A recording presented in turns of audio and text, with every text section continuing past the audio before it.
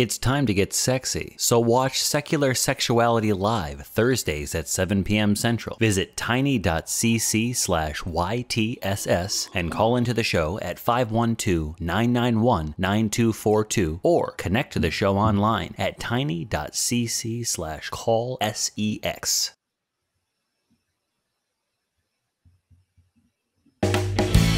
So you think that you can tell us how to live our lives, never questioning the source from which your moral code derives. You think that suffering is part of some great plan that's been devised. I wonder,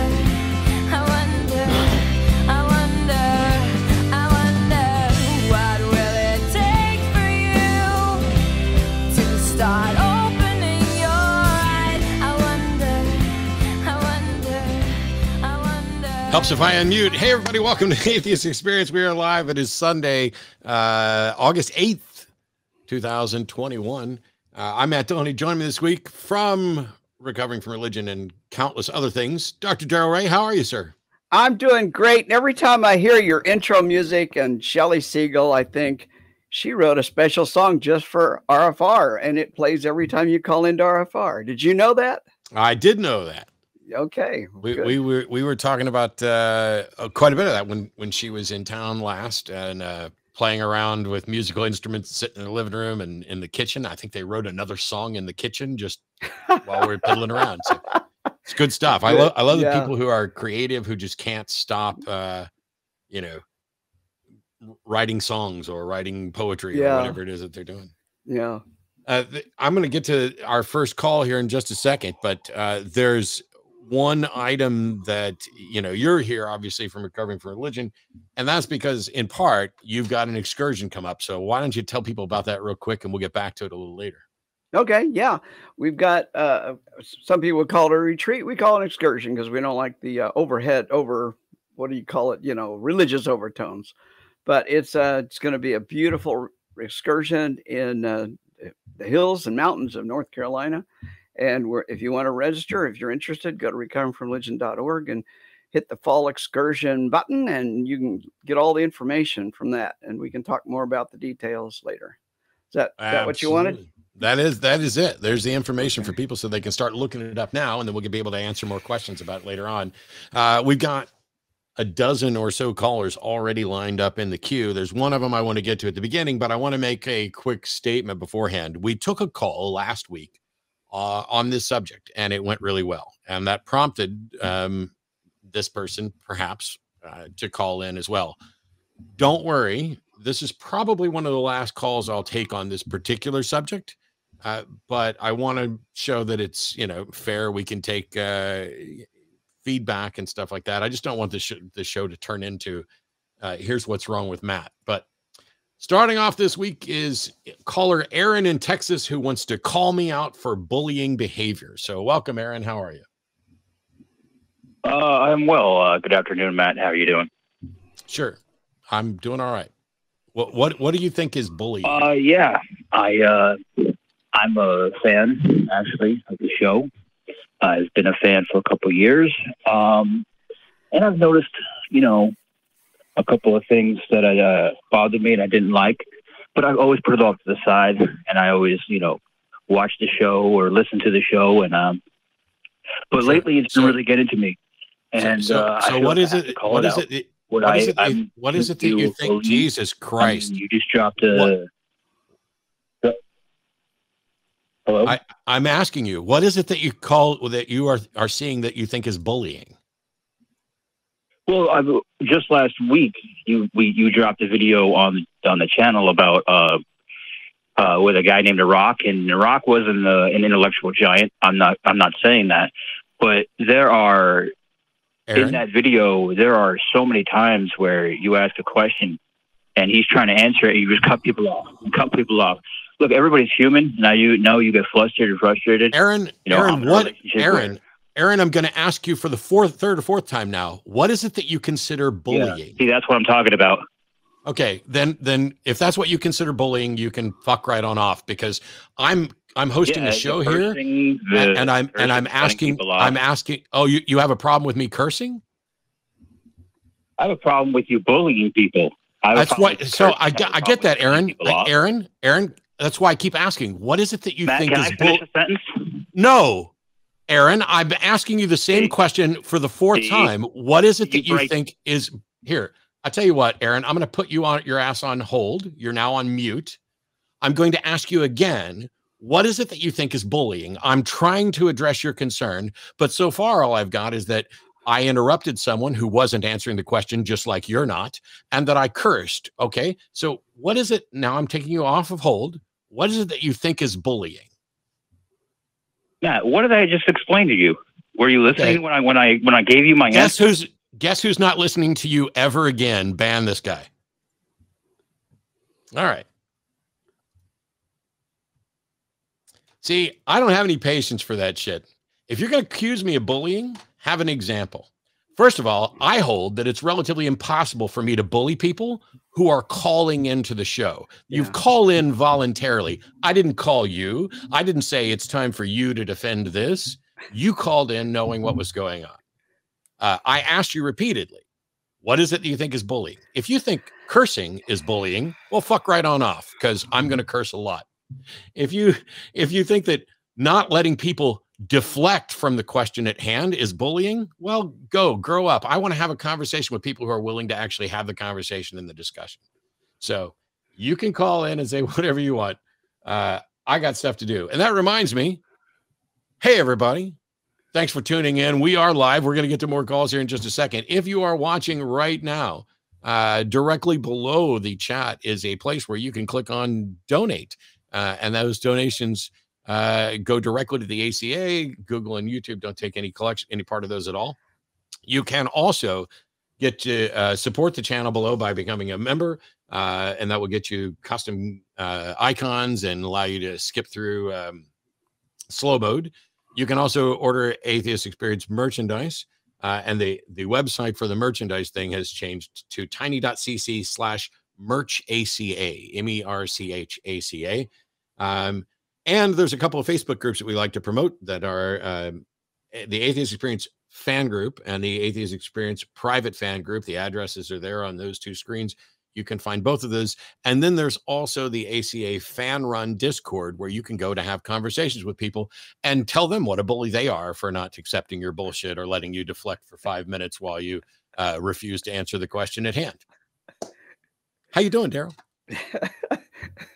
Well, I'm being amused. You're a comedian, but you're also good at living here. So there you go. I'm actually doing really well, man. And you know why? Because I was on the top of a fucking 14,000-foot mountain 2 weeks ago. Wow. And I've climbed 49 of the highest mountains in the continental U.S. now. Got to go get my 50th one here next year. Don't aim for 50, Darrell. You need to do 20 more so that you will have climbed 69 of the highest mountain. Oh, okay. Well, there's only 53 of all the 14ers, so I would have a hard time doing that, I guess. Well, then you find the biggest hills to fill out those last 16. 53 mountains and 16 hills got me to 69 of the highest peaks in the United States. You know what? My birthday last year, my 69th birthday, I made a big deal out of my 69th birthday, but I did not celebrate my 70th. But I'm coming up on 71 in about a week. So, well, in that case, happy birthday, my friend, because I'm not going to probably see you between now and next week. No, but we have a caller who specifically called today because you're on the show. Clifford in Virginia, thanks so much for waiting. You're on with Dr. Darrel Ray. Hey, Clifford. Hi, Matt. Hi, Darrell. How are you guys doing today? Very good. I guess. Well, so yeah, I'm calling in reference to my grandmother. Essentially, she's had in the past a big influence on my life when it comes to religion.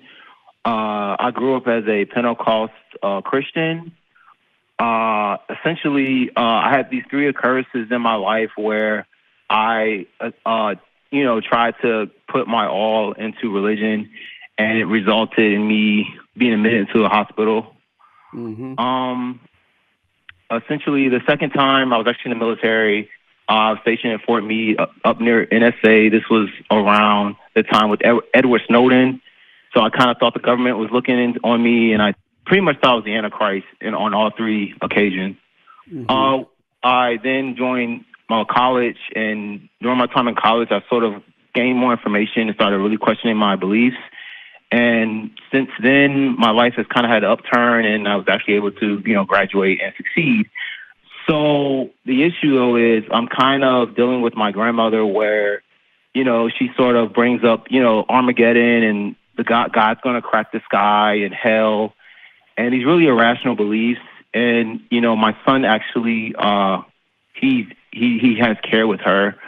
So I'm trying to figure out like how to kind of handle that situation.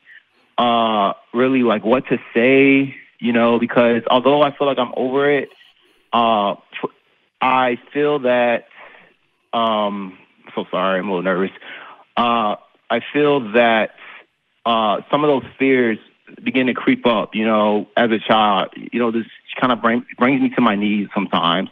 And it's almost like I'm not even afraid of myself, but like these irrational fears come from my son, hell and, Armageddon, so Right, I'm kind of asking like, how do I handle this? Well, first of all, let's just get this out front right off the bat. Congratulations. You've achieved a hell of a lot to move out of that. You've gone back and gotten a very important component in your life, and that's an education. You've learned some critical thinking, skepticism, and you've applied that to yourself. All those are things you've done for yourself, and you should pat yourself on the back. It's a huge thing to get out of religion, especially Pentecostals. That's pretty difficult. So, oh my God, yeah. So if we don't do anything else today, I just want you to make sure you have achieved a massive amount, and I am in great admiration of the amount of effort it took to get that. Thanks. Now let's look at it almost gets a little frustrating. Oh, sorry. Go ahead. So sorry. You got two other things. One is grandma over here, and one is your son. And you're negotiating those two pieces. We don't have time here to talk about all those things, but I will say that there's resources out there. There's parenting resources. There's all sorts of resources. We've got at Recover from Religion. You can call in and we'll help you find them. But the main thing is you want to make sure that your son is not indoctrinated in the same way that you were. And that's going to be difficult with your mother having care of your child. So you're going to have to think about strategies for that. The third thing you mentioned, and I'm going to put those aside because we don't have time to do all that, but the third thing is the most important, and that is you keep being triggered by things that she brings up and probably other things in your environment. So that tells me, and you mentioned some stuff when you were back in the service and hospitalization and all. It tells me you probably got some trauma. And I'm only making I'm only making a guess here, Cliff. So I'm not going to diagnose you. I'm just saying it looks like that's from my perspective. So have you had some, besides being a hospitalization, have you had a good therapist? Have you talked to someone? Yeah. So, because I'm in the military, I see the VA. So that's sort of, I was MedSep. So I do, but what I have only issue with that is a lot of times, I can't read minds. I don't have that capability, but it seems that they are religious, and I feel that at times that they don't really understand, as far as, even like my parents, like, because actually my grandmother is kind of the issue. My mom and my dad, I kind of told already, but I sometimes, say, hey, I do kind of want to tell her. And it's like almost like this protective thing for her, where it's like, well, she believed this for so long, and it's insensitive, and versus of the kind of things that I feel about the situation. Yeah, I want to encourage you to. I wrote an article on that very subject, but I don't have time. Let me find a way to put the article up. Can I do that, Matt? Put the article up in a chat or somewhere. If I can find it. I think you may be able to get it to where they can link it to the mods. Well, maybe I'll get it up later in the show. Okay. Just by putting it in Rendezvous chat. Okay. I don't want to, I mean, we could do family therapy, we could do psychotherapy and all that. I don't want to do that here. I just want to point you in the right direction. And I will just say, you focus on you, focus on your trauma, focus on raising your kid in a way that gives the kid options when he gets to be an adult. If your child wants to become a Pentecostal when he grows up, that's his choice, but don't let anybody force that on him, and don't let him force fear of hell on him. Those are the kinds of things you may need to sit down with your grandmother and say, look, fear of hell is not going to be imposed on my child. So if that's, I mean, you may have to have a tough talk with her about that. And do call in or chat in at Recover from Religion, ask them for the fear of hell resources, and ask specific. I'll just do it this way, Matt. Cliff, call in or chat in and ask for Dr. Ray's article on whose pain is it. You can find it on the RFR blog, or they can give it to you. And that will help you kind of put in perspective what you've got to do to take care of yourself and your child, perhaps. Is that okay? Okay. I'll do that. Okay. Thank you so much, guys. I appreciate it. Very welcome, Cliff. Thanks for calling in. I've actually got that article. Oh, okay. Good. And I'll paste a link to it in chat so that somebody behind the scenes can figure out what to do with it while we're doing this. Well, I'll just say one more thing related to that, Matt, because it's probably true of a lot of the listeners, and that is that we are so sensitive about the religious. I don't want to hurt my parents. I don't want to hurt my grandparents. And what I basically say in the article is, look, whose pain is it? When you have badly formed ideas, when you have badly formed views of reality, you're going to experience pain because you're hitting up against reality. And so your grandmother or your parents or whoever, they're experiencing pain because they don't see the reality that you have a perfect right to live your own life without their indoctrination. So anyway, that was the quick version of it. That help you out, Clifford? Oh, we lost Clifford. So hopefully it does. But okay. Thanks for putting that up, Matt. I got the next caller queued up, but I got a couple other announcements to get to real quick. And that is that in addition to the Facebook pages that I already mentioned, there's also an Atheist versus Theist debates group that you can go to and get into conversations there, hopefully without anybody bullying you. And in addition to this program, the Atheist Experience Network produces a ton of other programs, not the least of which is the Nonprofits, which airs directly before this, after Talk Heathen, and before Atheist Experience. And if you aren't familiar with that show, or you want to find any of our shows as audio podcasts, you can go to tiny.cc/AEN podcasts. That's your one-stop shop for all the programs that we have as audio only podcasts there.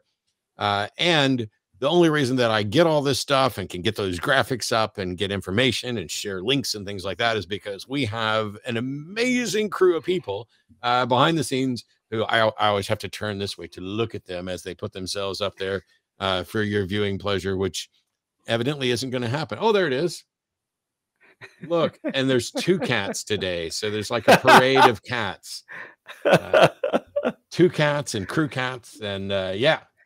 So on the phone today, and it's a good day to have him. Anthony in Illinois wants to know a little bit about what evidence we have for why God doesn't exist, but also claims he's got scientific and personal evidence that God does exist. So welcome, Anthony. Which God is it that we're talking about? I'm a Christian. So, that should give you the answer. Okay. How did you disprove all the other gods? How did I disprove all of the other gods? Yeah, I mean, you're calling in to ask me how I disproved your God, so I'm assuming you've done the work and disproved all those other gods, right? Yeah, it's not my position to try to disprove all of the other gods or all of the other religions. I just came here and it's not, and it's ask you a couple of questions. No, that's fine. So that was my point, Anthony, is that it's not up to us to disprove your God or anybody else's God. It's up to you to prove them. My position is not, I've proved that your God doesn't exist. My position is, I am not convinced that your God does exist. Exactly. That's the reason why I wanted to get into my questions, because I knew this is where you were going to take it. Yeah. Okay. So I just wanted to start the, debate off with asking you a yes or no question. Do you believe in God? No. You don't believe in God. Okay. So what evidence do you have that prove that God is not real other than strictly saying that you have no supernatural evidence or experiences? Anthony, it's like you weren't listening to the beginning of the call at all. It's not up to me I to definitely was listening to No, you weren't listening. You weren't listening. Listen to me. You listen, Anthony, listen, Anthony, so you won't Anthony, would you listen to me? You just asked me what proof or evidence I have that proves that God doesn't exist. When I addressed this at the beginning of your call, I don't need to disprove a God. It's not my job to disprove a God. I don't have to, nor should you. You answered this yourself. How the hell can you go to that question after what I introduced? It's up to you to prove that your God exists. And until it does, I'm not going to be convinced. So are you afraid of answering the question? Is that it? I'm afraid. Yes, Anthony, you big strapping intellectual there. You've sorted it out. The guy who hosts. No. I'm going to put you on mute for a second. You've sorted it out, Anthony. The guy who hosts a weekly call-in show, who debates all callers who call in, who also makes his living doing debates against professional apologists, is afraid to answer your question. Also, we're talking about the guy who answered your question with the very first comment that I made about your call. So would you like to try again? I'm going to move on to the next question, okay? How about you answer the question I asked, which was, okay. Go ahead. Just one more question. Okay. So if the end of time came, there's no such thing. If the end of time came and God revealed, okay, I'm just throwing a question out there. You can say that. Well, if monkeys fly out of my butt, but go ahead. Okay. So if the end of time came and God revealed himself to you and said, hey, you didn't keep the faith, do you know where that leaves you? Which God is revealing himself to me? That would leave you with that. Anthony, hang on. I'm going to mute you again because Anthony, because you don't fucking understand how conversations work. If you ask me a question and I start answering it, to start interrupting that answer with something else is not going to get you the answer. And so you're asking me, if the end of time comes and God says, hey, you didn't keep the faith, I'm asking you, which God is saying that? And what do you mean by keep the faith? The faith that God actually exists, man. That's what I'm asking you. Okay. So if you're asking, come at the end of time before your judgment and say, you didn't keep the faith. There's no evidence. There's no evidence that your God exists or that there will be an end of time where I will be judged. But to answer your question, if a God comes to me and says, hey, it's time for me to judge you, and you did not believe in me, I will say, you are correct, and you already know the answer to this because evidently you know me. Why didn't you provide sufficient evidence to justify this position, you immoral thug? Immoral thug. Okay, so you know that would leave you with believing and going to hell with gasoline draws on, though, right? You're okay with that? There's nothing I can do about it. You're acting as if I should just believe just in case a particular threat is real. Are you going to, I tell you what, Anthony, what do you, Anthony, what are you going to do with when I come to you and say that you owe me $1 billion and without that $1 billion, you're going to have to get eaten by ants in my backyard? I'm going to get eaten by ants in your backyard. There you go. And was there anything you could do about it? I mean, there's nothing that you can do about it, but I was just asking you if you were okay with that. You're okay with going. No, that's why. No, I'm not okay with it. That's Anthony. Would you listen, please? So why don't you just Anthony, would you shut up and listen, please? I'm making you mad here. Okay. You're not making me mad. You're just being rude. You can't ask a question and then very upset. I'm not trying to be rude though. I'm not. Okay, now your ass is muted again. I'm tired of you talking. Listen. No, I'm not okay with it, because I think that that would make that God an immoral thug, which is why I called it an immoral thug. If there's a God that has the ability to either reward or punish people based on their beliefs and does not offer sufficient evidence for people to reach a conclusion, then he is an immoral thug imposing that. I'm not okay with it. I think it's immoral. But if he's a God, there's nothing I can do about it, right? Exactly. So you are aware that you have over 300K subscribers, right? And that you could be possibly turning a lot of people away from God with your opinion. Yes, that's the whole fucking goal, Anthony. Anthony, do you think I don't know fucking how many people are following and how people away from God? Do you know that that is the devil's work? That is no, I don't know it's the devil's work because you haven't proven that there's a devil. Away from God. You're turning people away from God. I know. Yes, Anthony. Why won't you admit that? Anthony, listen, I'm putting you on mute. I just said for the 19th time in a row, yes, I know that I'm leading people away from God. I've been doing it for a long fucking time. I love leading people away from a God that nobody has demonstrated exists, because that is how people are being abused. That's how your mind is being abused, sir. That is insane. Hey, I rest my case, man. I let you reveal yourself to the people. That's all I wanted to do. I wanted you to reveal who you really are to the people. Anthony, do you think you revealed me? I've been hosting this show for 16 years. Do you think I've ever hidden the fact that I am actively willing to lead people away from bullshit gods that don't exist? What do you think you proved here today? What's that?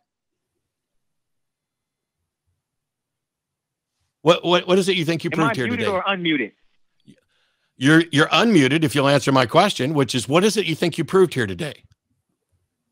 That you have no evidence that God is not real.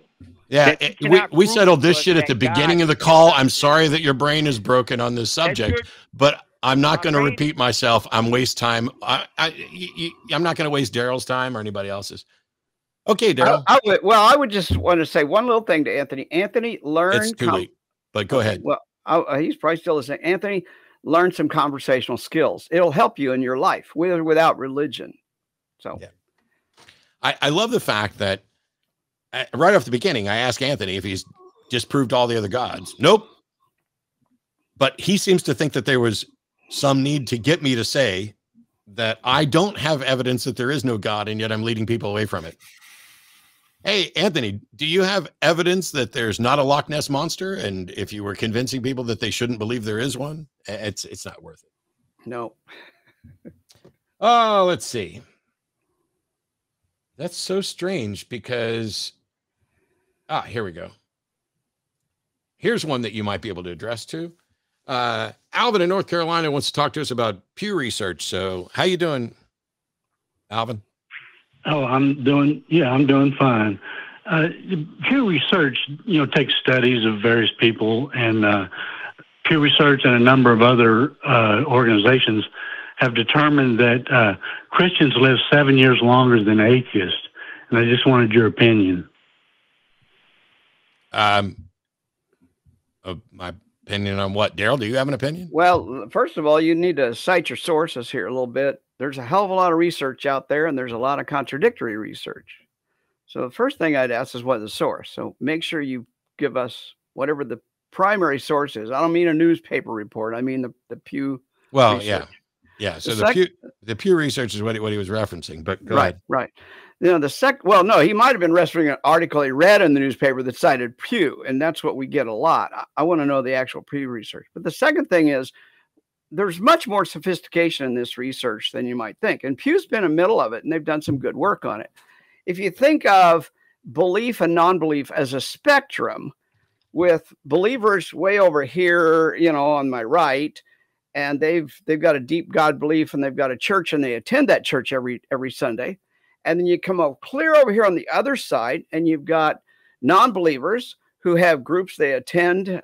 We have one right here in Kansas City called Oasis. And you look at their respective quality of life and longevity of life, they're about equal. Yeah. I think the variable is community. Yeah. Whether it's a believer community or non-believer community, Communities make people healthier. Communities make people mentally healthier. Communities give you support economically, financially, emotionally. So I think and Alvin, that's what Pew found. I think what Alvin pointed out is technically incorrect, because Alvin is saying that Pew Research says Christians live 7 times longer or 7 years longer. But I think the research, if I recall correctly, was that religious people live 7 years longer on average. And Alvin's just taking that to mean Christian when it applies to people associated with pretty much any religion. Right. Yeah. Right. And that's reasonable. We know whether it's religious or not, that it's community that's the difference. Yeah. Pew didn't do a very good job back in the early 2000s of separating those two out. They're doing better now. The worst thing is that Pew continues to not do a very good job of identifying specifically atheists. So what he just said may or may not be true. I haven't seen any data that says 7 years, period. I just haven't. Yeah. If you got a link for us, Alvin, that'd be helpful, because my thing is that whenever Pew comes out with a study, when they're citing like religious people are happier or healthier, that they're not just talking about Christianity. They're talking about anyone who participates in any of those community type religions. And it's people who are actively religious. But if you've got a link, you can share it. Well, yeah, I've got links. I can give them to you. They're on my website. Be glad to give you that if you want it. But I think you're right. They are referring to people that go to church, who is primarily Christians, and community does have a lot to do with it. But the same study found that people who go to church are healthier and happier and more generous, even outside of tithing. That wasn't what they found. Yeah. There was a little bit more there. And the other piece you're missing there is it's mental health, physical health, longevity. All these things are measured in community. Now, did Pew go out and find atheist communities to compare to Christian or Muslim or Buddhist communities? No, they did not. So we really don't even have that data. And there's a problem, because a lot of this is self-reported about whether or not you are healthier or happier. And what we know is that the community aspect, which applies to churches as well as secular communities, provide a sort of social network that helps to keep people healthier and happier. And also, it's already a biased result, because the type of people who have the time and finances and ability to actively participate in a religious organization already are selected for those people who are more likely to have healthcare and be healthier and have jobs and things like that. It's not like there's plenty of Christian homeless people who are not particularly healthy or happy. There's plenty of religious people who don't have the means to participate in those studies and things like that. There's absolutely nothing about any of these studies that suggests that there's something true about the religion, even if it provides a benefit. Because like I've pointed out before, I can prove to you that prayer works and is a good thing in this particular situation. And the situation I've used before is, if you are in a mine shaft cave-in and you pray, you will increase the chances that you will be rescued. Not because there's a God listening, but because prayer will calm you and you'll use less oxygen, which extends the amount of time that you can be in there. And the more time that you're in there, that increases the likelihood that you're actually going to be rescued. So it's one thing to say, oh, there's a study that shows this. That's neat. And there could be many different reasons for it. None of that goes to prove whether or not Christianity is true, which is the only thing I care about with regard to Christianity. Is it true? Not whether or not it's useful or beneficial, or whether people are happier with believing. That's hardly surprising, because if you feel like you don't have to worry about life and that you're going to go on to an afterlife where you're going to visit your relatives and, sit there and be happy forever, that can ease a lot of life's discomforts. But if it turns out it's not true, then you've basically had false hope.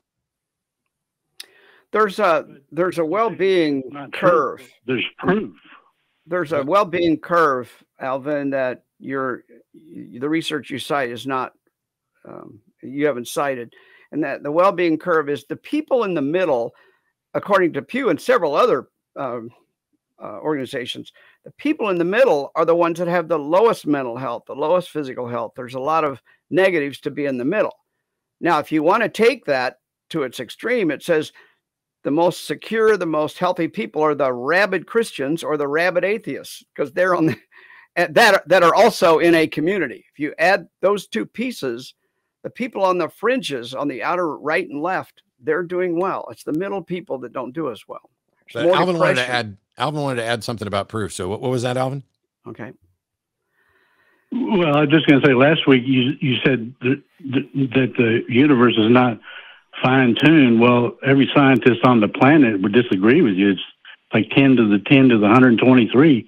I guess 10 to the 10 to the 180. So Alvin, you can't say that every scientist on the planet would disagree with me when I'm referencing what scientists actually say. I mean, you just sound ridiculous. So you called in last week, right? And you want today you're referencing Pew Research. And so we gave you an answer on that. And when the answer didn't go as expected, you decided to complain that last week I said something, and then you pull some statistic out of your ass. Well, I've sat on stage with some of the world's most eminent scientists, and they don't, in fact, disagree with me on this. So how you feel about that? So you're saying there is no fine tuning? No, that's not what I said. Wow. It's like, here's the thing, Alvin, you just said that every scientist on the planet disagrees with me on whether or not there's fine tuning. And it seems that you still don't know what my position is on fine tuning. But when I ask you how you feel about being demonstrably, clearly, obviously wrong, when you assert that every scientist disagrees with me, and ask you how you feel about that, you just deflect. Do you know how to have an actual conversation here, Alvin? You make a point. It may not be every scientist. Oh, you exaggerated to make a point. Hey, do you know how many scientists or what percentage of scientists is? Because the overwhelming majority of elite scientists in the National Academy of Sciences don't believe in a personal God. Did you know that? Yeah, but they do believe in fine tuning. No. Not the way you're using the term. I'm fine with the notion that there appears to be fine tuning, but there's not fine tuning. Fine tuning needs to be demonstrated.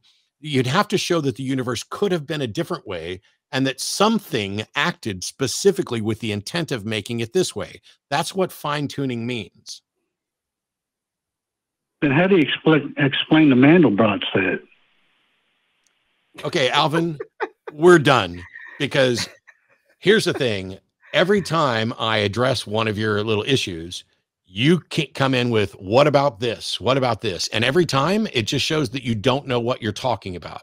So when you come in and you're like, oh, what about all these scientists who disagree with you? Well, that's not the case. Well, what about the Mandelbrot set? Well, the Mandelbrot set is a mathematical construct that produces fractals. It has absolutely nothing the fuck to do with anything that we've discussed here. And the fact that you would raise it just shows me that you're completely out of ideas. But thank you, Alvin. Well, I would say to Alvin that also that I see a pattern here, Matt, and that is it looks like every piece is coming from Christian apologetics of some kind. So, Alvin, what I would encourage you to do is go take an actual course on cosmology, take an actual course on mathematics that deals with Mandelbrot sets and chaos theory. And when you've done that and you come back here, maybe you can have an intelligent conversation. But what you're just doing is throwing ideas out that you actually don't seem to understand it at any level. I should come back. So on that note, real quick, we have Lexi in Oklahoma. And yeah, so we're talking about leaving Jehovah's Witnesses. Welcome, Lexi. Hi. Yes, so I'm a recently deconverted former Jehovah's Witness.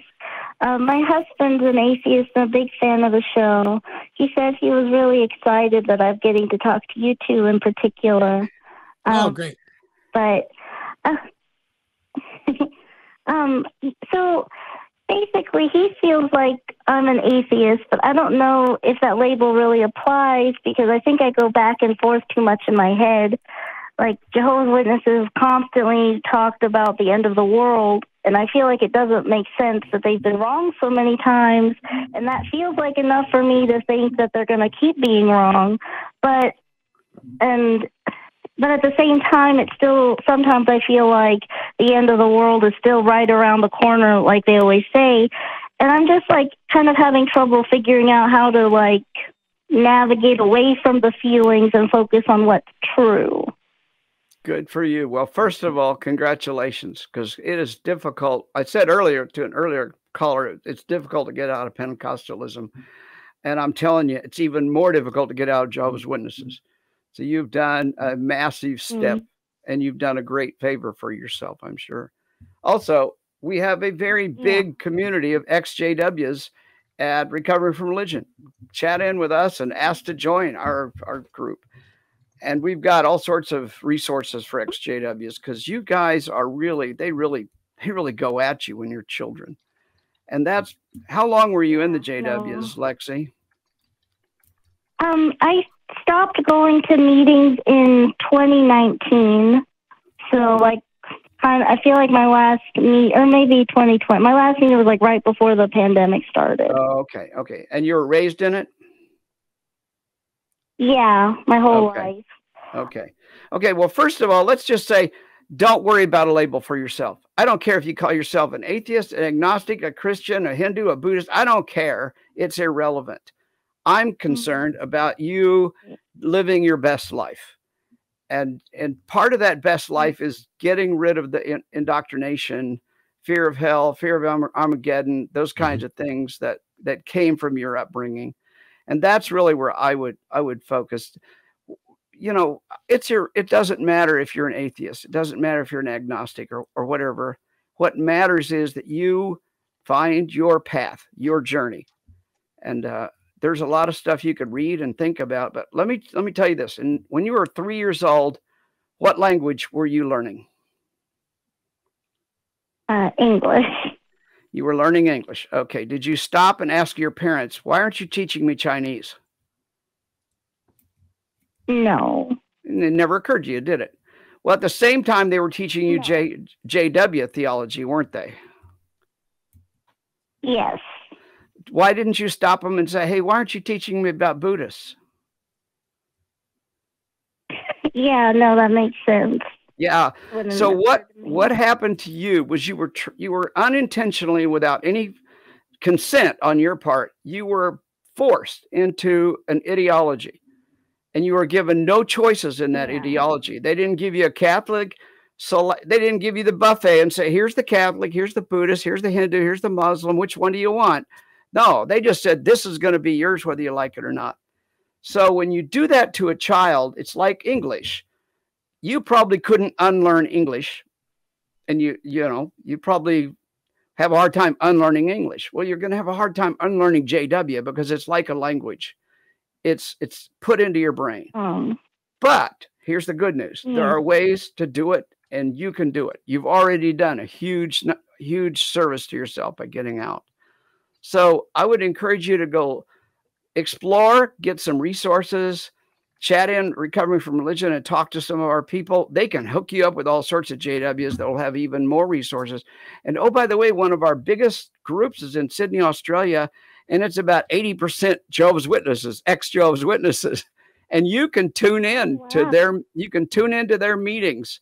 They meet, I think, every 2 weeks on Saturday.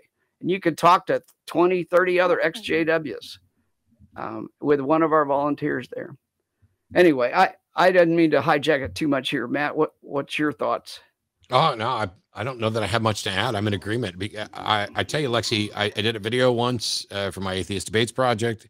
It doesn't matter to me what you call yourself. Unlike some atheists, I'm not like, oh, you better call yourself an atheist or you're just some kind of coward. No. You use whatever label is comfortable for you. I think that most people who are atheists eventually get to the point where they're comfortable with the label, unless there's some other sticking point that they weren't aware of. But you're doing great, and don't beat yourself up. You get where you're going in your time and on your terms. And I think it's already impressive that you've kind of found your way out and are asking the questions. Sometimes by the time somebody gets to the point where they call in and they ask me a particular question, the mere fact that they're asking the question shows that there's nothing to worry about. It's like, I've had people call and say, how do I make sure I'm not going to indoctrinate and ruin my kids? Well, I'm pretty sure the fact that you asked that question suggests that you're not going to. Yeah. Very much so. No, it's really nice to hear that. I've never really, like you said, I've never really had to think about why I believe anything that I believed before. So I guess it is good to just like reach out and hear more about how to get away from that. Right. And there's plenty of opportunities with various, not only the resources that Darrel pointed you to and Recovering from Religion, but there's the ACA Discord, the fan run Discord, stuff like that.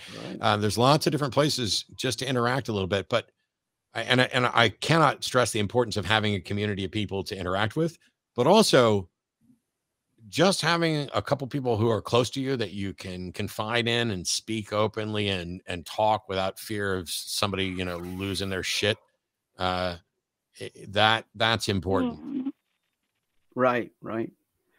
So take care of yourself, Lexi. You're on the right path, and don't let anybody tell you what path to take. And always remember, what you said earlier was a little bit interesting. You're afraid you go back and forth. Well, you're not alone. Almost everybody goes back and forth when they first leave any religion. I see Muslims going back and forth. I know somebody who reconverted to Muslim twice over a course of 20 years before they finally said, okay, I'm out. So it's a normal thing. It's like your security blanket. You were raised in this security blanket. As terrible as the blanket was, it still made you feel comfortable to some degree, even though now you know it's not true. So just take care of yourself, go your own path. And if you go back and forth on things, that's perfectly normal. Again, talk to one of our our volunteers that Recover from Religion. They will help you find all sorts of other people who go through the same thing every day. They go back and forth. Yeah, thank you so much. I really, just thank you so much. You're welcome. Good luck, Lexi. We'll talk to you later. Call back in. Let us know if as things improve or what you find some comfort with.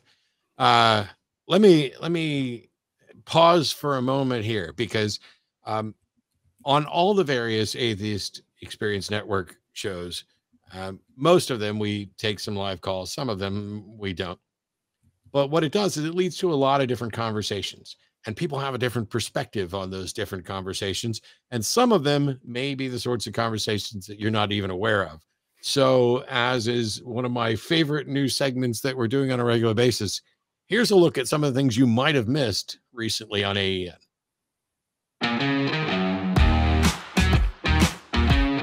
You're like a sex archaeologist. I'm turning into a historian. You're like the Indiana Jones of the sex worker industry. I think some people have a sustainable amount of Dan, and I'm a limited resource. I need more Dan in my life. The tenets are a little vaguer than the commandments. Yeah. Doesn't mention my neighbor's ass in the tenets, which is always on my mind. I know.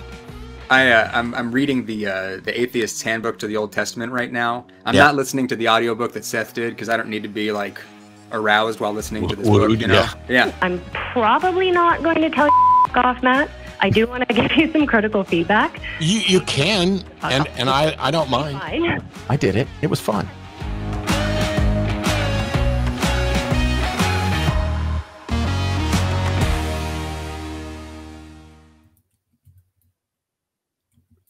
And in keeping with that, Darrel, if you want to tell me to fuck off, you could do that too as well.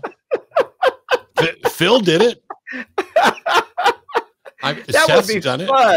I don't know what I wonder what I would say though. I would love to tell you the fuck off. I'd have to. It would take me a while to figure out what I need to tell you. There's a bunch of people on hold, and we've got like 45 minutes left in the show. And let's go. I'm going to see if we can try to get through some of these. Let's start with, is it Marquis in North Carolina? Am I pronouncing that correctly? Yeah, you are pronouncing it correctly. Oddly enough, nobody ever gets it, so I just usually accept Marcus. I knew somebody else named Marquis, but I wasn't sure that between me and the call screen and everything else that we spelled it correct. So anyway, welcome. You had a question for us. How can we help?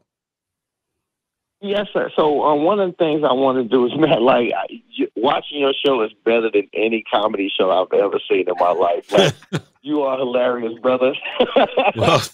Well, thanks. I really enjoy the conversations. And Dr. Ray, I appreciated your comment. I'm one of those folks that are kind of, on the fence, I guess you would say. And I think that there is, your life is more tumultuous, being kind of in the middle versus halfway in, halfway out. Basically, I was indoctrinated into, Christianity, basically under the Baptist faith as a kid. And as I started to get older, I started to question everything based on I guess you can call it the sub-subject of racism, because once I started to study geography and, different things you start to learn in school, symbolism, etc., I started to ask questions, like, hey, we know where these people were from. We have pictures of what they look like. Why are y'all basically feeding us this? This is wrong.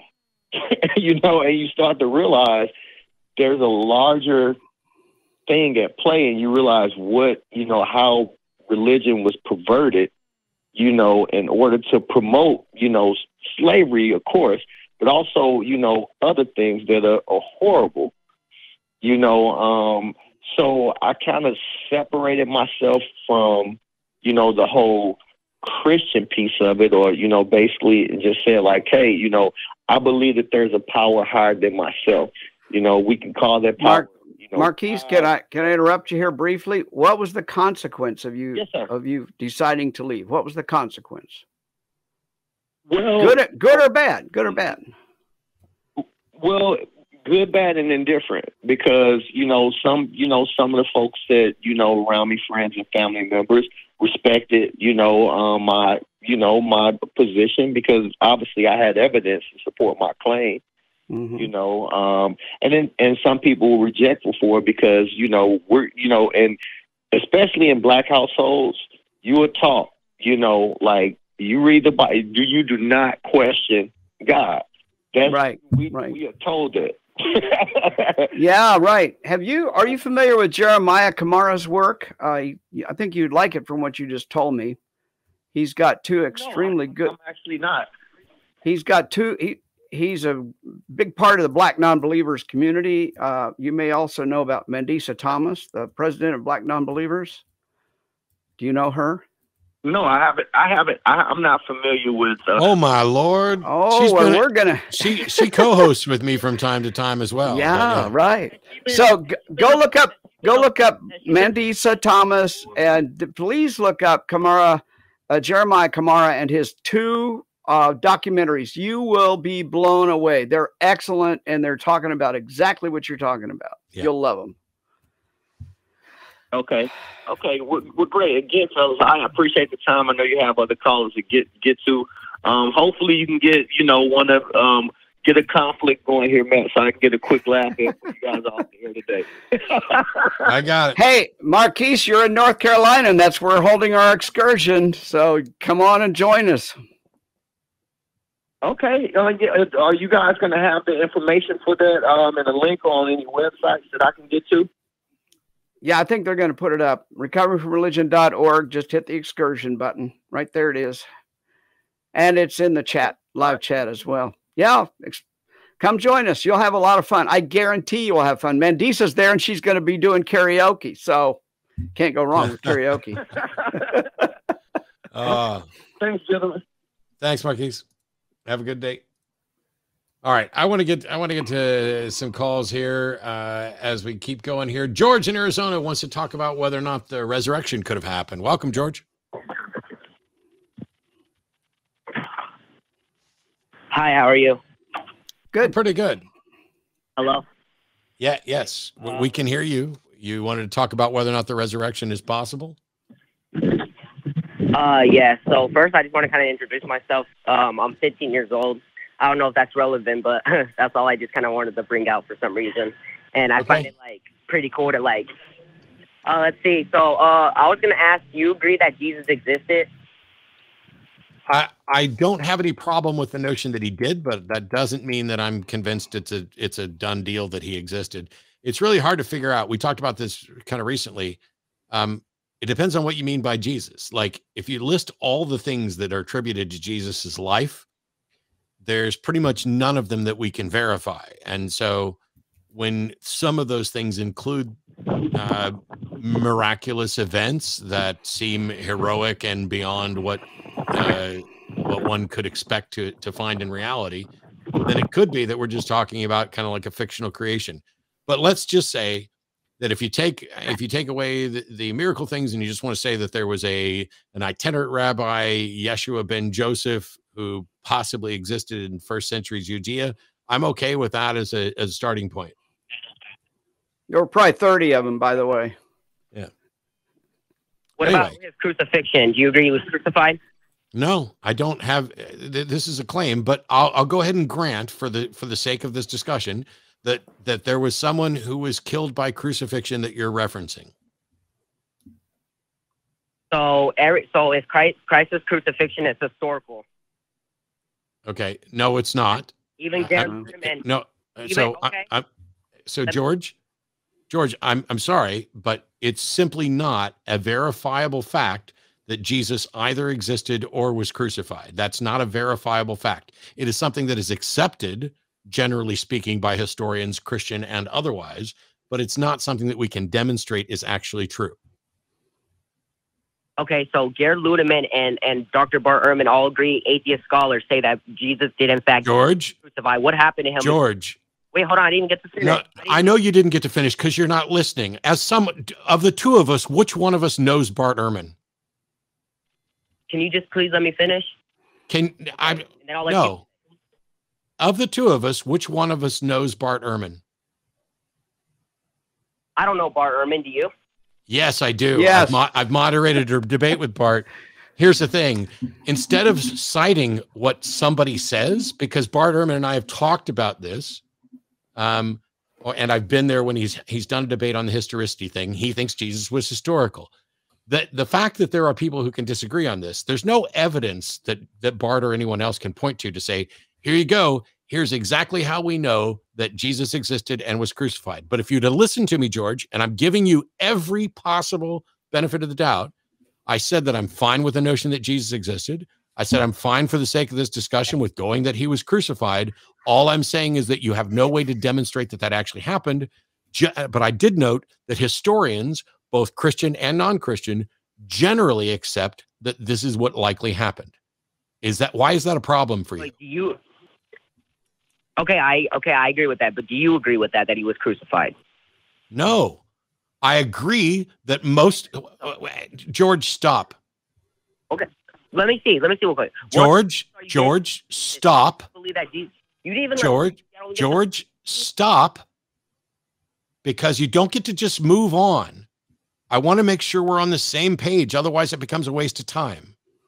I am fine with the notion that most historians accept that Jesus existed and was crucified. Then you asked me if I personally think that Jesus was crucified, and I am not convinced that he was crucified or that he existed, but I'm fine with the notion. I want to make sure we understand that. We do now. Okay. Okay. What's the question then? Crucified. What would convince you that he was crucified? Evidence. Okay, so most of the sources that say Jesus did live are the same sources that say he was crucified. So what sources do you get that Jesus was alive since you believe that? What are your sources for him being alive? Boy, you're just not listening, George. I told you I neither believe that Jesus was alive nor that he was crucified because there isn't sufficient evidence for it, but I am fine with the notion that historians accept those things. And I'm fine with accepting them for the sake of argument. Don't tell me that you've listened to me if you then turn around and demonstrate that you did not listen to me. Why are you mad? What is your question? My question was, so you don't have a problem with them believing that Jesus existed. Is that what you're saying? Wow, I don't know why you keep paraphrasing this. I personally am not convinced, but I am aware that most historians are convinced. Okay. So you're on that. So you want evidence. What evidence is convincing to you? Of what? What's the claim? Of Jesus being crucified. What evidence would convince you? Show me some actual record that shows that the specific person you're talking about was recorded historically as having been executed by crucifixion. Okay, the Gospel of Matthew. No, so those aren't historical documents. They're not eyewitness accounts, and we have no idea who wrote them. You can't use anonymous sources that were written decades after the facts. That's not how we do things. Prove that they were anonymous. Prove that they were anonymous. Okay. George, you are aware that we legitimately don't know who wrote those books. And we also know that they were written 30 to 40 years afterwards. Stop. George, do you know what this is I'm holding in my hand?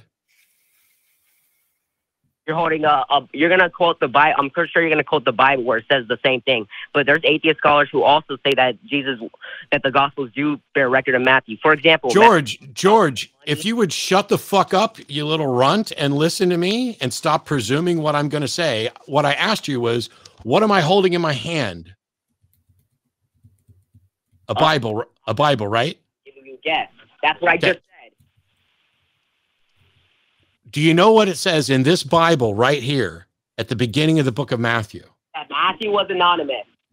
Correct. Now, if Bibles and Christian scholars show it's not the Bible that says Matthew is anonymous, because that section at the beginning of the book of Matthew is not part of the Bible. That's commentary from Christian scholars. If you go out to any Christian scholar source, earlychristianwritings.com, hell, Wikipedia, the authorship of Matthew is unknown. Okay, so is that why you believe that it's anonymous? That's what anonymous means, George. Is that why you believe it was written anonymously? Because all the scholars agree. Yes. No, hang on, George. When you say it wasn't, I'm not saying it was. George, stop, George. First of all, I'll retract the runt thing. That was mean. But you need to listen and stop pretending that you're listening, because you keep coming back to paraphrasing. It wasn't written anonymously. The point is, it is anonymous now. We do not know who the author of Matthew, Mark, Luke, or John are. Okay. That's your claim? That's a fact. Okay. Even your own scholars believe that or know that. And your own scholars know that Jesus exists and he was crucified. Vice versa. George, let me explain a logical fallacy to you, okay? If I say the sky is blue and I say I have angels living in my ass, I've now said two things. Does that mean they're both true? The sky is blue and no. Well, that's two different stories. Correct. And George, stop. It's also two different stories about whether or not a book has a known author and whether or not the subject actually existed. Those are two separate facts. You are committing a fallacy that because I'm willing to accept an historical source on one point, that I should then accept that historical source on other points. And that is a fallacy. That is not a sound argument. Okay. So what evidence do scholars use to prove that the Gospels are anonymous? What evidence do they have for that? Besides the fact that there are no copies that are signed autographs. None. So they don't have their names on it because they don't have their names on it? Is that what you're kind of saying? George, you realize that these things were written and that quite often people signed them, like the letters from Paul were signed by Paul, and we can tell which letters were actually written by Paul and which ones were forgeries. And that when it comes to the Gospels of Matthew, Mark, Luke, and John, we have no copies that bear the name of an author. That's what anonymous means. Okay. So I'm looking, I see the manuscript. So Gospel according to Matthew. No, sir, you don't see a manuscript. There's no manuscripts for these. Okay, there's no manuscript. Papyrus 4 is not a manuscript for the Gospel according to Matthew. Manuscript applies to the original. What you are seeing is copies of translations of copies, but there is no signed copy of any of the Gospels. Okay, what I'm saying though that the manuscript, most of the manuscripts say according to Matthew or Gospel according to Matthew. Yes, but that's what. Okay, you need to go do some research, George, because I don't have time to teach you everything that you don't know about this subject. But Christian scholars, including, this is why I pulled up the Bible at the beginning of a part of this. It's actually written in the Bible by Christian scholars to say that we do not have autographs. We do not have manuscripts. We don't know who wrote it, and that it is church tradition to attribute this gospel to Matthew, this gospel to Mark, this gospel to Luke, this gospel to John. But what we know is they weren't written by Matthew, Mark, Luke, and John. So just because they don't say who wrote it, that doesn't mean we can't find out who we know. That's just like saying if I put "hi" on the trash can and I don't know, and we don't know who wrote it, and I don't say who wrote. Correct, George. Prove that they were written by the people whose names are on there, and you will get a Nobel fucking Prize, and you will be lauded as the greatest Christian scholar of all time, because the people who've spent their lives trying to do exactly that have failed to do it. So stop pretending that you're on some firmer ground than the scholars you'd like to quote. Have you read Bart Ehrman yet? Have you actually read any of his books? I'll answer that question after I make a question I was about to ask. No, actually, you won't. You'll answer Dr. Ray's question, or you don't get to talk anymore. I was talking first, though. That's not fair. Oh, it's not fair. Goodbye. Okay, but whatever. No, I haven't read it. Okay. That's now, all I now need what to was your know. question? Okay, thank you. So basically, I was gonna ask on the so basically the manuscripts, though. You're saying that scholars say that, but I'm looking at the manuscripts and they say that according to Matthew, Papyrus 4, all these manuscripts. I just explained this. According to Matthew. I just explained this. Finish the point. No, you don't, because you're not listening, George. That's the problem. You're going after something that I already explained to you. Okay. So with all these manuscripts agreeing on according to Matthew, we can be sure that's what the original said. George, according to Matthew was not in the original. That is something that exists in those scripts. I'm sorry that you haven't bothered to do your homework. Maybe you should go start doing that. But if we don't have the originals, then how we know we're supposed to say without comparing the manuscripts? Because I don't write a letter to someone and say, according to Matthew. That's added by someone after. I don't write letters that say, according to Matthew. Nobody does. That's not the way shit works. I'm sorry that this is difficult, but there are answers to this. You are calling in to quiz an atheist show when the answers to your questions, which you would benefit from greatly, even as a believer, to go study what the Christian scholars have said, because I'm not the one who's sitting here disagreeing with Christian scholars. You are. Okay, so you shouldn't be disagreeing with your atheist scholars about Jesus or the crucifixion at all either then. And that's a fallacy, as I explained to you about 5 minutes ago. The fact that some scholar says one thing doesn't mean that they're right about a different thing. Virtually every scholar says. So that means if you don't believe it, you can't. You do not have the right, or you can do it. But I'm saying you should. If you do not know for sure if it doesn't exist, you can't say it doesn't exist. I didn't say it doesn't exist, George. Now you're making yet another mistake. You're so tied up in knots and so desperate to show that we're somehow being unreasonable that you are the one who's being unreasonable at every turn. It is a fallacy to say that because you accept an historical authority on one subject that you should accept them on others. It is a fallacy on your part to suggest that if I can't disprove it, that therefore I shouldn't believe it, or I don't have a reason to not believe it. These are all logical fallacies. I am not convinced that God exists. I am not convinced that the Bible is true. I'm not convinced that Jesus existed.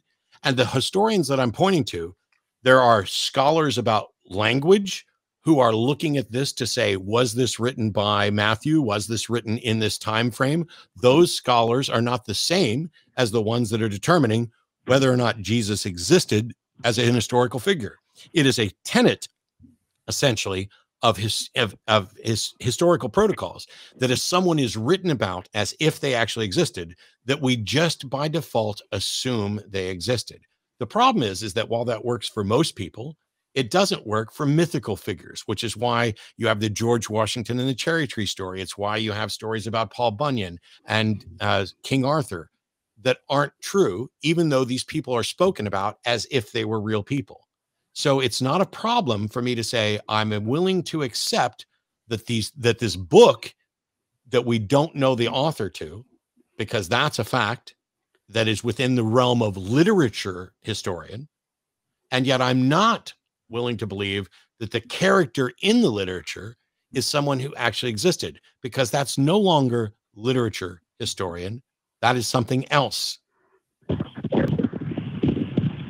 Okay, so with all that in mind, so since I'm not saying you, I'm saying since majority of scholars and historians agree that Jesus exists, what sources do they use to prove that? Because they must be getting this belief based on some type of sources. So what sources do you know that Bart Ehrman uses? George, you didn't listen to me again. I literally just the couple of sentences right before you asked that question. Answer that question. It is essentially a tenet of historical process that if someone is spoken about as having been an actual person, that you begin by assuming that they're an actual person. You're asking me, what evidence do they have that he was a real person? I'm telling you, they don't have any. This is a default assumption that because someone was written about as if they were a real person, that we give them the benefit of the doubt and that person just existed. I answered your question literally a moment before you asked it, and you're not listening, George, and that's why you're making a mess. You think you say that to everybody or just me, though? I'm sorry, what? Every time. Like, I'm serious. You say that to everybody. I'm not even kidding. You're always saying that to every single person. This is why they call you the Dillahunty Dodge. George, I answered your question a moment before you asked it. Do you know how silly you look suggesting that I dodged your question when I answered it right before you asked it? I'm not saying you dodged it. I'm saying, though, you do this to everybody. You always call somebody not listening. You tell everybody that that's not a... George, if I answered your question before you asked it, and you immediately asked the question that I had just answered, and you've done it multiple times, what difference does it make if I pointed that out to other people? The fact is, you are doing it. I'm dodging your question. You're not listening. Okay. I'll let you explain your point, and then I'm gonna listen. And then when I have a question, and if I don't get it right, then I won't talk anymore. If I'm not listening, you can. Oh, are we making deals? Here's the thing, George. You weren't listening, because what would you say if you over the course of 3 sentences explain something to someone, and then they immediately asked you the question that was answered by what you had just said? What would you say to them? I don't know. I haven't been in a situation like that.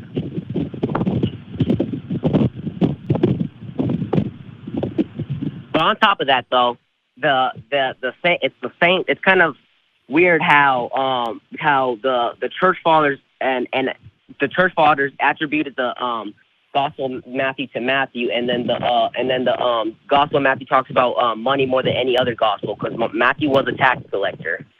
So I think it's kind of weird to say Matthew did not write the Gospel of Matthew. Well, then you need to take it up with the actual scholars who say that the Gospel of Matthew is anonymous and almost certainly wasn't written by Matthew, the tax collector. You need to take that up with the Christian scholars. And in order to do that, you're going to have to come up with more than just your suspicion. You need evidence. Okay. George, there's a lot to learn here. You're 15 and you can get out there and start doing some really interesting research. When I was about your age, I started learning about the Synoptic Gospels, and I had no clue about what that meant until I got in and researched it. I'm not going to explain to you what it is now, but let's just say that. So what I'm going to suggest is to get. It sounds to me like you've read a lot of Christian apologists. So there's more to this world than what Christians say. There's more than what Muslims say or Hindus say. So you need to start thinking about how you're going to do your research, and then come back and share some of your research, because I'm guaranteeing some of the things you're saying now are so well known, and yet you're disputing them.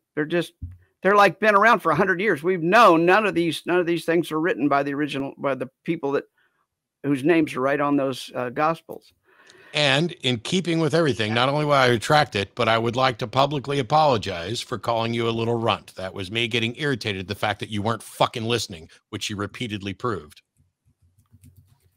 Okay, why do you need to cuss though after saying sorry though? What's the point of getting mad after saying sorry if you're just gonna? What's wrong with cussing after I say sorry, before I say sorry, or whenever the fuck I want? Ignore the fucking effing, and just why do you have to get? What's the point of getting mad? I'm not mad. Why do you think I'm mad just because I used the word fuck? Everybody says you're mad. Okay, does that make it true? Because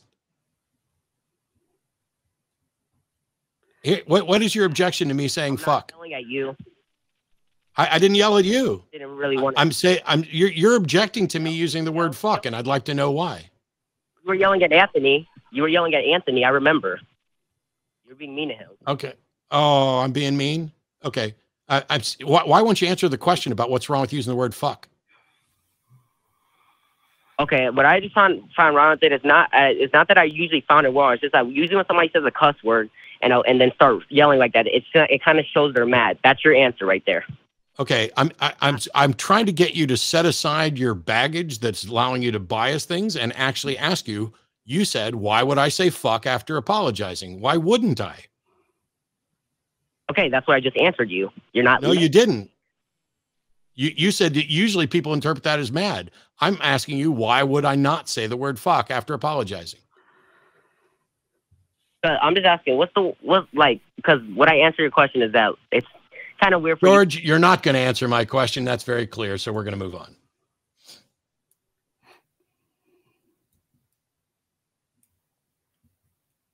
But hey, maybe that was a waste of time, because this caller, Brandon in Arizona, thinks this is all a waste of time. Welcome, Brandon.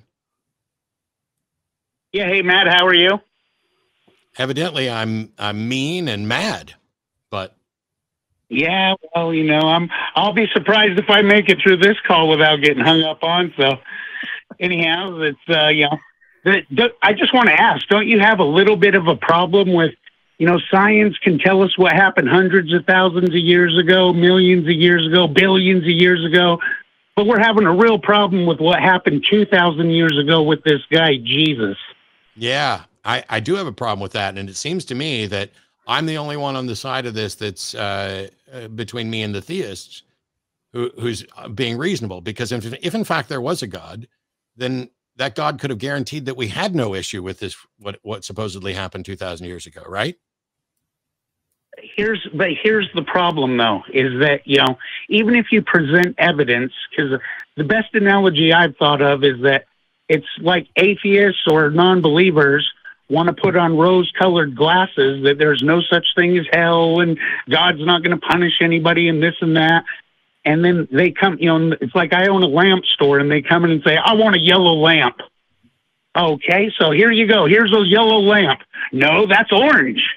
So Brandon, that's really cute, but it's only, you need to show me what those rose-colored glasses are. You don't just get to assert that I'm missing something. You have to present the actual evidence. So if I came into your store, you could say, here's your yellow lamp. And I'd say, no, that's orange. And you'd say, take off those rose-colored glasses. And I would take them off and say, you're correct. So your analogy falls apart. Why is it that God can't demonstrate the truth of his existence? Okay, well, you've hung up on me before for trying to tell you, God's here on earth in the form of a Bible, the Word of God. But this is something. So, Brandon, you can say that, but you have to prove that it's the Word of God. You don't just get to assume it's the Word of God. But this is where, okay, so now if I present you the evidence that, hey, Jesus fulfilled all of these prophecies in books of the Bible that were written hundreds and even, over 1,000 years of when he was even born. And none of these prophecies that you're going to point to. All you see is an orange lamp. No, sir. You're looking at these prophecies, and some of which aren't even prophecies. You have no idea who wrote them, when they wrote them, and nothing about them is specific to a time, date, place, or event. It is all vague messages. It's like looking at Nostradamus's quatrains and saying, this one predicts World War I. Well, you're looking at it after the fact and reading something into it. You do realize that Jews, who are the keepers and founders of their messianic prophecy, don't accept that Jesus fulfilled messianic prophecy, right? But you realize they're fulfilling prophecy by doing that. And also the problem that, now hold on, because they know. Talk about your rose-colored glasses. You have prophecy-colored glasses. You see this shit everywhere you turn. Are you going to present any evidence, or are you just going to make up more excuses? Well, do you want me to pull out Bible verses that show you that? No, because Bible verses can't prove anything. What was that? Bible verses aren't going to prove anything. You need evidence. Because you don't believe that it's true. There's our correct. I do not believe that the Bible is true, and you cannot. No, Brandon, listen to me. I do not believe the Bible is true. You cannot prove the Bible by pointing to the Bible. You have to prove the Bible by pointing to things outside of the Bible. Of course, and I tried to do that with you with the prophecy in the book of Daniel, where you can go outside of the Bible, Brandon, prove the day of origins. See, go ahead. Go ahead. I'm saying, I mean, it gives you an exact date. It's giving you here's your yellow. No, it does not. You, sir, are lying your ass off if you say that the book of Daniel makes a prophecy with an exact. Give me the verse right. Give me the verse in Daniel right now that gives an exact date of a prophecy that came to pass. Daniel chapter 9. Let me go to the exact verse. I believe is I think 12. Where the angel Gabriel comes and tells Daniel in exactly 483 years from the day that that the decree is made to rebuild Jerusalem, not the wall of Jerusalem, that from that exactly from that day, exactly 483 years, the Messiah, whoever this person is going to be, we don't know his name yet. But whoever this person is going to come through the gates of Jerusalem on an ass, pulling a colt, in this humble form for a reason. A lot of people don't understand the miracles. The word ass does not appear in Daniel chapter 9. So I tell you what, Brandon, I let you do this. You couldn't present a verse. And even if a verse said in 412 years from X point, how do you identify when that point is? And how do you identify what things has actually fulfilled it? So that's not the same thing as giving an exact date, especially when dating systems change and what a year is change. Okay, but check this out. So now this is 200 years before. No, I'm not going to check this out. See, when I make a point that counters your point, you don't get to say, okay, now check this out. Because when you say, okay, that means you're agreeing with me. I'm trying to prove that you can look in outside sources other than the Bible to prove these episodes. This situation actually occurred. This is something that really. What situation? So now. What situation? Okay, Artaxerxes. Okay, 200 years after Daniel gets the prophecy. No, Brandon. Why do you keep doing this? Answer the question that you've been asked. Brandon, what passage are we looking at and what are we talking about? Okay, let me go to Daniel chapter 9 real quick. I'll pull out my Bible. I figured you were going to, I don't accept the Bible, so we can just take that off the table. So that's where, let me get the actual verse, Daniel chapter 9. It makes it crystal clear for sources and an exact date. So, this is where I'm saying this is the yellow lamp. But no matter what, you're going to see orange because you have a different worldview. So for either... Well, I have a different definition of what exact date means. Well, this is...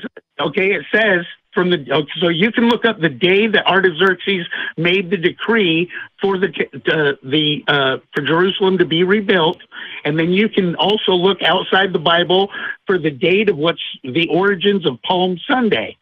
Palm Sunday celebrates the day that Jesus actually came through the gates of Jerusalem, when by a Jewish calendar of 360 years. Brandon, I was almost there. Go ahead. No, you weren't almost there. You told me you were opening up to Daniel 9 to read me the verse that gives an exact date. Are you going to do that or not? Yes. Well, do it now. I am. All right.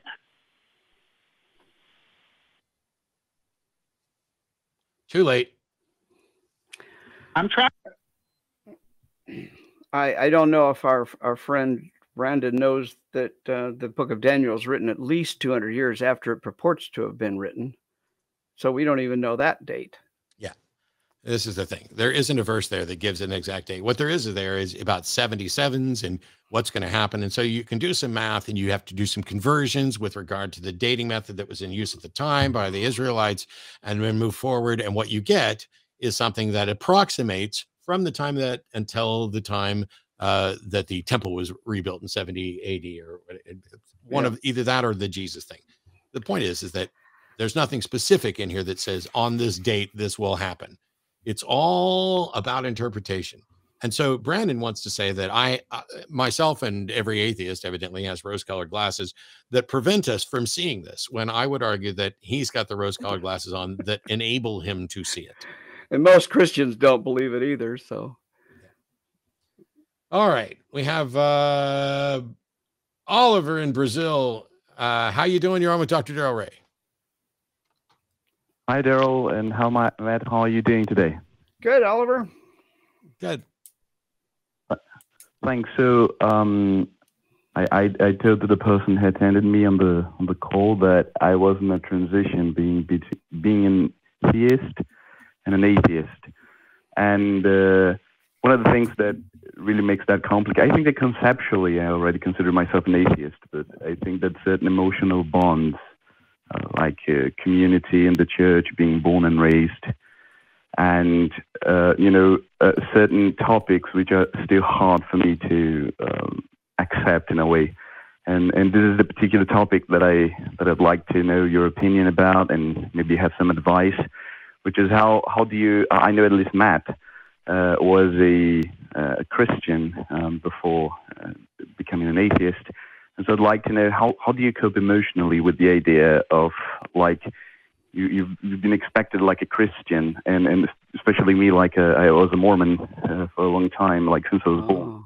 So you don't have like just the idea of heaven and hell, but you have like all those degrees in heaven, and you probably know all about that, and so it's very hard to imagine that, like, obviously, like intellectually, I don't see any sufficient evidence to agree with that, but it's too hard. I think you get what I'm saying. It's too hard emotionally to imagine, like, okay, that's going to be it, and at most I can live maybe more 60 or 70 years, and then I'll be no more, so to say. So maybe I'd like to know your thoughts about it, and maybe share some advice with me about it, how to cope with that. Well, I'm going to say the same thing I said to the previous two callers that we talked to. Congratulations. Getting out of Mormonism can be very difficult. And you're absolutely right. The community piece of Mormonism probably emphasizes community almost more than any other single Christian religion or cult. And so you've done a lot of work to get there. I don't know if you were listening earlier when I talked to, I'm forgetting her name now, Lexi, when she was, when I was talking about learning English and learning the religion, you were learning your language and you were learning Mormonism probably at the same time.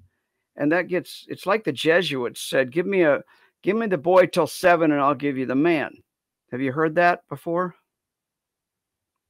No, I'm not familiar with the... Okay, Jesuits for 400 years have used this approach. Give me the boy till 7 and I'll give you the man. Basically what they're saying is, if you can give me a child and let me brainwash them until they're 7 years old, I can emotionally bind them to the Catholic religion. And that's what the Mormons have done as well. They can emotionally bind you. And we hear this from Jehovah's Witnesses. We hear it from Catholics. We hear it from Buddhists and Hindus. It doesn't matter what religion, Islam as well.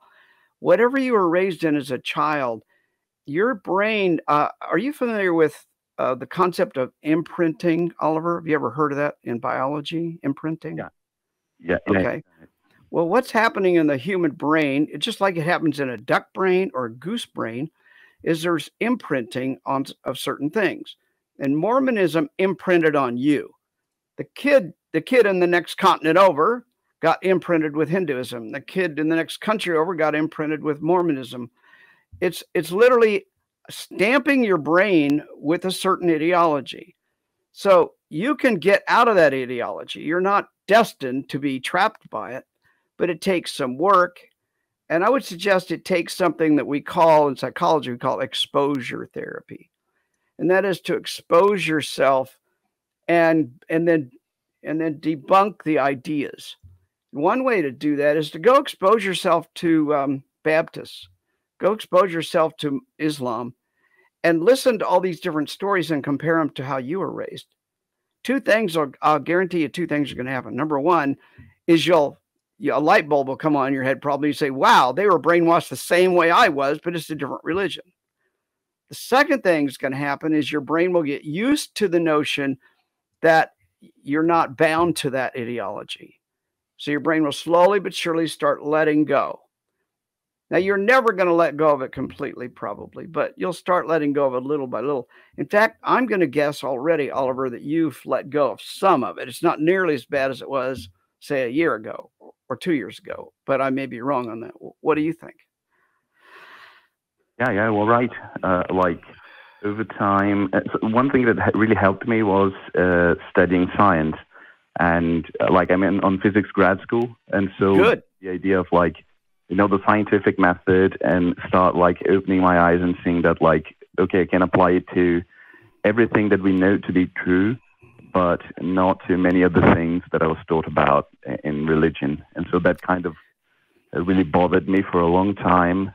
And then like, as you said, like from 1-2 years ago until now, I've been like trying to act, not just being bothered and forgetting about it, but really trying to act and about it, That's excellent. You're right on target. That's exactly the way to approach this.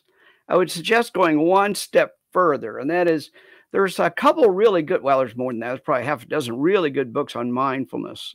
If you get on Amazon or something, you grab a book on mindfulness and learn some mindfulness techniques. And here's the way you use them for what your concern is, Oliver. You learn the mindfulness techniques. What the mindfulness does is helps you relax and let these intrusive thoughts come through and move on through.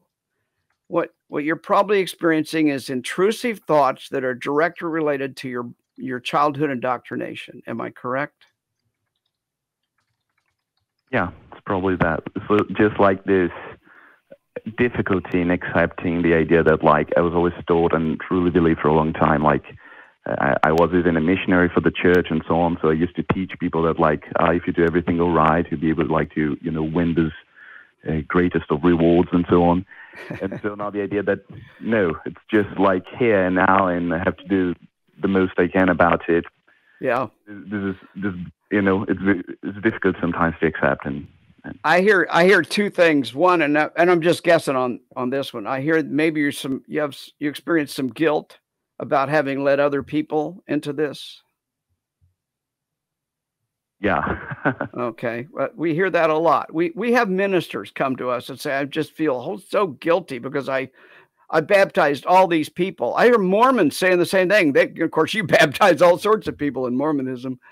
So that's number one. I think you're moving in the right direction. It's kind of like what Matt said a little bit earlier. If you're asking the question, then I'm confident you're going to make it through, because just asking the questions are the most important things in your life. And so if you're asking the question, you are on the right track. Second thing I want to say is that the second thing I hear you saying is you're coming to grips. You're trying to come to grips with your own mortality. You're trying to come to grips with the fact that you are not going to exist someday. And that is the task. That is the program of religion to prevent us from coming to grips with that task. As seculars, as somebody who doesn't have a Mormon faith behind them, or a Baptist faith, or a Muslim faith, you have to come to grips with the basic biology. We're animals, we're going to die. And to me, I think that is one of the most important tasks of your life, is coming to the grips with the notion that you won't exist someday. And so what that does is it tells you, I'm going to do as much as I possibly can while I'm still alive. It's the only life I got. I'm going to make the most of it. But you got to get over the other previous programming before you can really come to grips with that. Yeah. The way I've kind of explained it in the past is that if somebody told me I was going to be a millionaire at 40, like I was just going to inherit $1 million at 40, and then when I got to be 40, I found out that was a lie, I could spend the next 10 or 20 years being mad about it, about worrying about it and everything else. But all that would do is ruin those years in the same way that the years leading up to that were ruined. And so for me, coming to the grips that this is the one and only life that I know I'm going to get, any other life is a bonus, then it just became instantly obvious. Oh, I'm going to live this life the way I want to, the way that, is most appealing to me.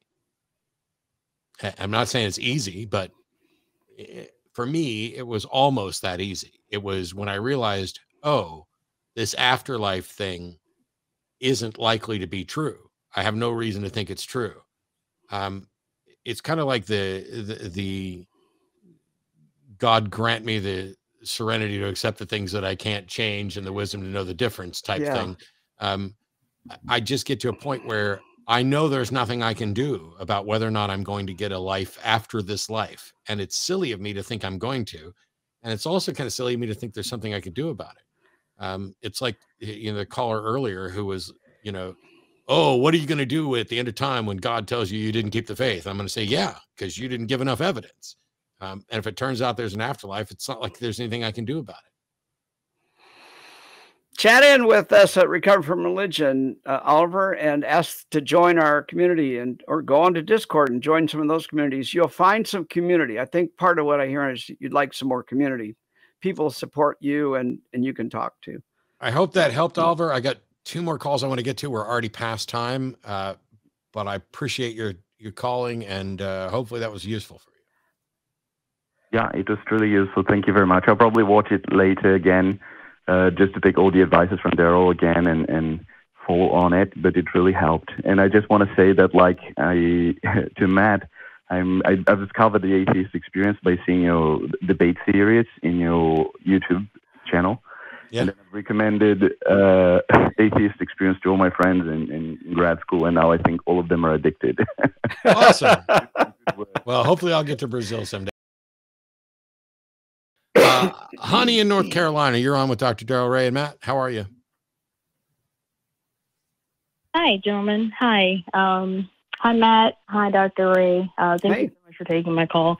Yeah, it's been a pretty wild ride on this episode. I've just been listening in, and it's been some colorful conversations. So thank you for taking mine.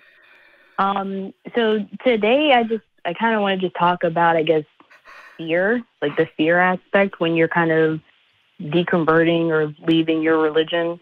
I was born Christian specifically in the Church of Christ denomination. About 6 years ago, my dad actually introduced my family to this, I'll just say Christian extremist cult. So I was in that for a little bit. And so now I've kind of moved away from my family, and I've had the opportunity to kind of think a little bit more objectively about my faith. I'm usually naturally kind of analytical, but I've just never put that toward my faith. It was just something you just didn't question. It was kind of the one thing that was exempt from any type of inquiry.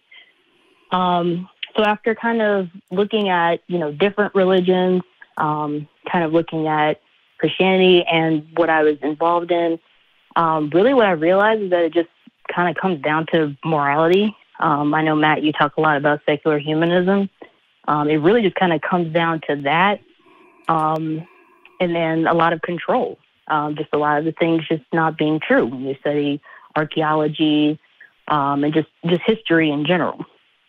So I have a lot of these conversations with mostly my boyfriend and my friends, because anyone else in my family are just straight theists, like to different degrees, but I believe that there's something. Being an atheist is just out of the question.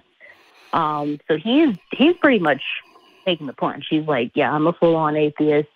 It's just BS to me, etc. But for me, because it's been such an integral part of my life, really up to the past year, maybe even less. I'm reading these things and I'm coming with these facts, and I'm just drawing the conclusion that it's just not likely. But there's fear there that's just stopping me from kind of making that overall plunge. So I just wanted to kind of see, maybe if you had any advice for me, either Matt or the doctor, it would be very helpful. You are absolutely not alone. This is a massively common thing we hear from people leaving any religion. As I said earlier to some of the other callers, here's the deal, honey. We're really two people inside of us. We're the emotional person and the logical, analytical person. And what I hear is you're saying your analytical self has figured this out, but the emotional person is still stuck back in the religious indoctrination. This is a direct result of something that religion does really well.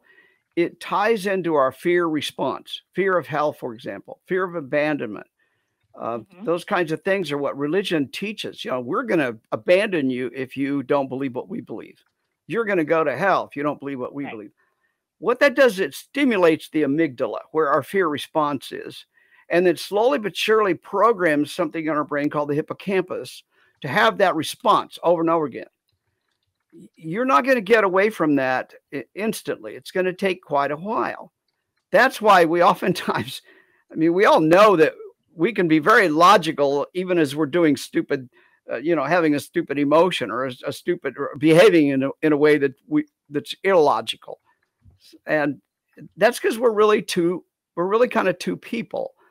And I want to tell you, number one, again, congratulations for getting it out and figuring it out, but have patience with yourself. Allow yourself to do the research, to expose yourself to new ideas, and especially get around people who have figured it out too, and listen to them and interact with them. That will help your brain slowly but surely get away from the fear response. It's actually a trigger response probably, and it could be related to trauma. I don't know. But cults can really traumatize you without you even knowing it. I don't know if that answers your question at all. No, it really does. I appreciate it. I know there is probably some trauma there. I'm also naturally a people pleaser, so I know there are a few things that I just kind of went along with that maybe I didn't agree with. But you want to please God, you want to please your grandparents, you want to please your parents, and that questioning or even going against that really displeases. So I know there's a little bit of that as well. Right. I really appreciate the advice. Well, let me throw one other thing, because you said you're a people pleaser. I want to flip that around a little bit. Consider this: are you a people pleaser? Probably. Are you a conflict avoider?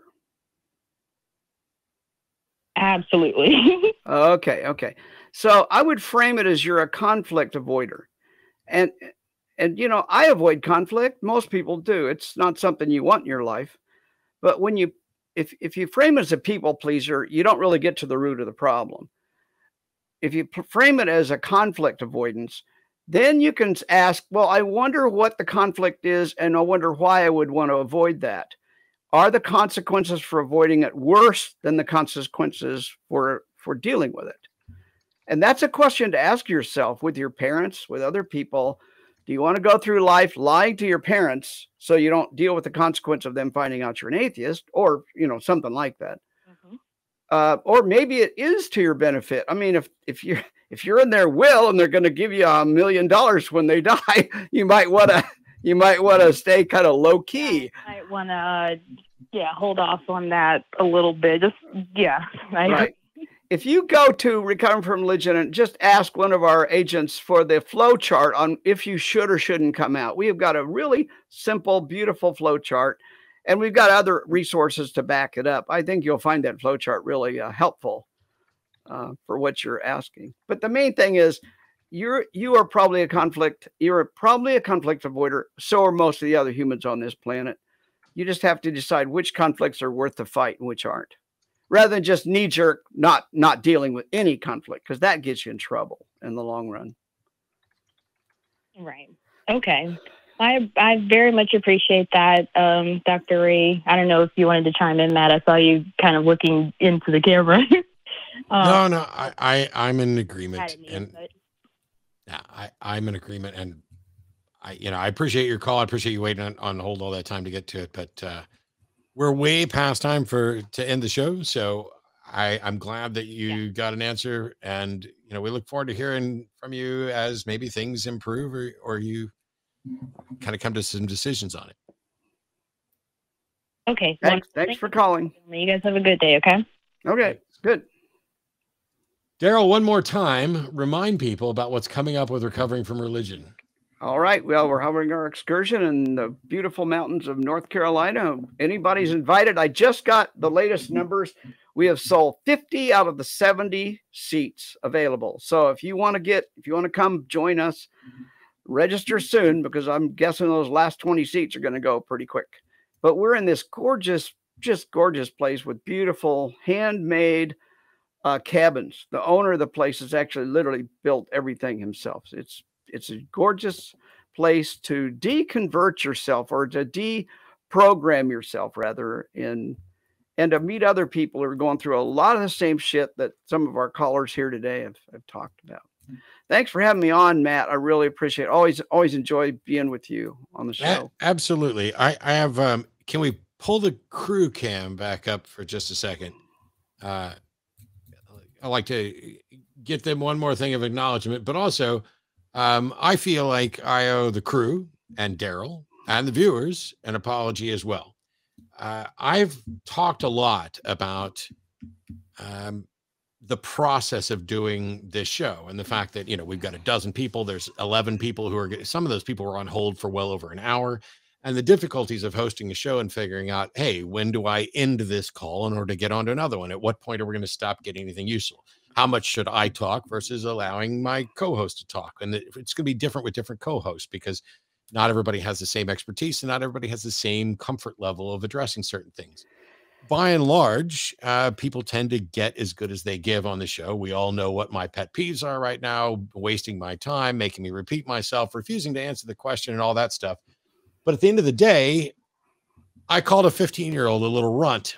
And while I did end up apologizing for it, and I'll apologize for it again, that is a mistake.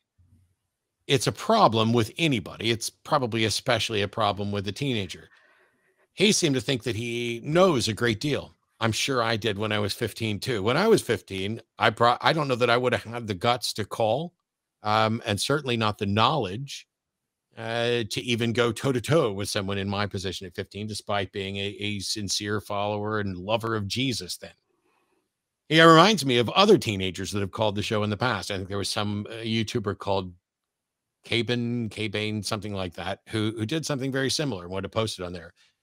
I've gotten to the point where over the years of hosting this show, I can kind of get a feel where something's going. And I can also tell when someone just isn't listening, no matter how much they profess to, if I can answer the question before they've asked, which I think I did with both Anthony and with him as well. The sad thing is that in his case, he doesn't even know that what the scholars have to say about from his side. This issue of who wrote the Bible is unknown for most of the Bible, definitely unknown for the Gospels. That's not an atheist talking point. That is the bulk of scholarship. Now, he's also right that the bulk of scholarship would hold that Jesus existed. And as I explained, there's a difference there. because that is something that we just do within history, is that, if somebody's presented as if they were real versus presented if they were larger than life. The problem with Jesus is that he's presented as larger than life. But at the end of the day, I got frustrated. I didn't get mad. I didn't yell. For the other people who are like, oh, Matt got mad, Matt yelled. No, trust me, nobody on this show has seen me mad on this show. But I may have made things worse. And for that, I'm definitely sorry. There was a call that came in last week that said I was giving an atheist a bad name. We had a good conversation about it, and I don't think the caller kept that idea.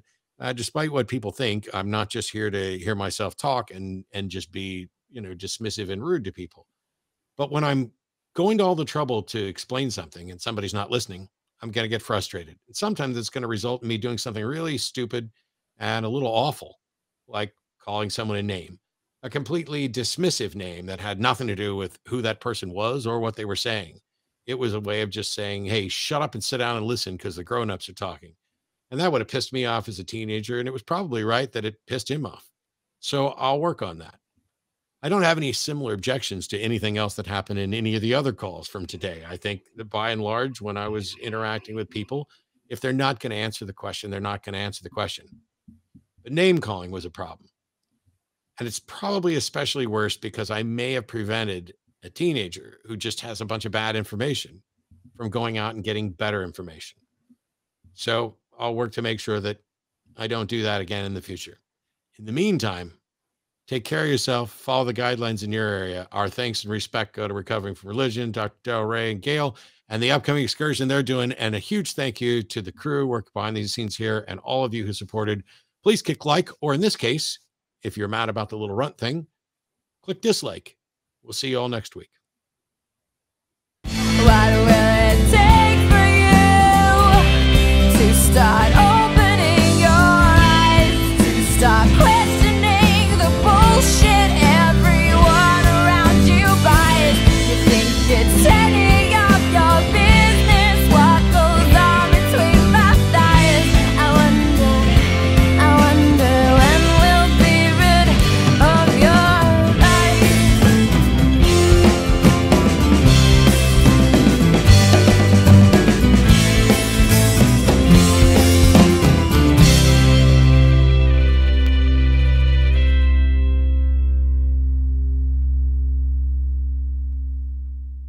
We want the truth, so watch Truth Wanted live Fridays at 7 p.m. Central. Visit tiny.cc/YTTW and call into the show at 512-991-9242 or connect to the show online at tiny.cc/calltw.